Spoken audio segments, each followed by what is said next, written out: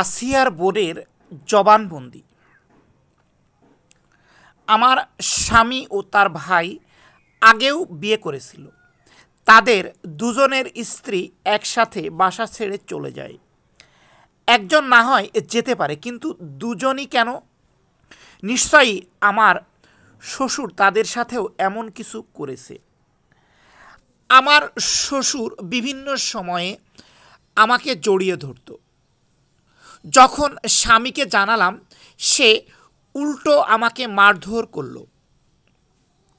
মাকে জানালাম, মা বিশ্বাস করলেন, কিন্তু সংসার ভাঙবে বলে আমাকে আবার সেই বাসায় পাঠিয়ে দিলেন। যাদের কাছেই বলেছি কেউ বিশ্বাস করেনি।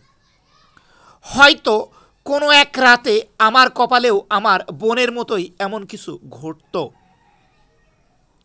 পুরো পরিবার আমার শ্বশুরের এই চরিত্রের কথা জানে, তবু সবাই মিলে ধামাচাপা দিতে সাহায্য করত। রাতের খাবার খেয়ে আমি, বোন ও আমার স্বামী ঘুমিয়ে পড়ি। আমার স্বামী নাকি দরজা খুলে দেয় এবং বাইরে তুলে নিয়ে এই কাজ ঘটেছে। ঘরের ভেতর ঘটলে তো আমি একটু হলেও টের পেতাম। আমার ছোট বোন বলেছে আমার স্বামী ও শাশুড়ি দুজনই দেখেছেন আমার শ্বশুর কিভাবে আমার ছোট বোনের উপর নির্মম অত্যাচার চালিয়েছে, কিন্তু তারা কিছুই বলেনি। আমি যখন আমার বোনকে পেলাম, সে তখন ফ্লোরে পড়েছিল। আমাকে বলল, আপু খুব কষ্ট হচ্ছে।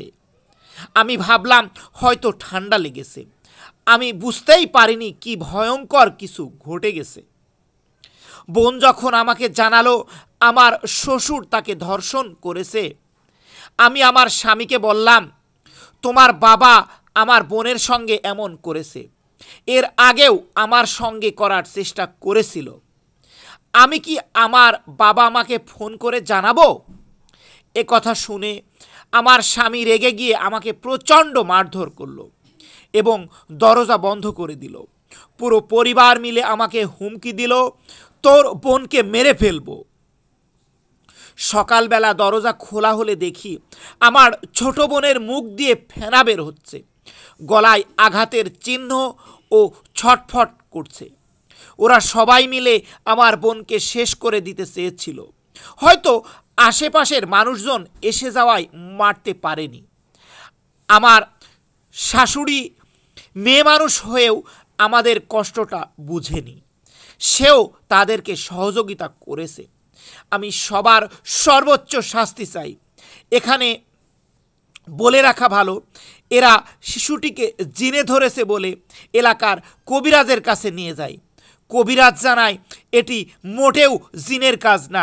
কি হয়েছে সত্য বলেন।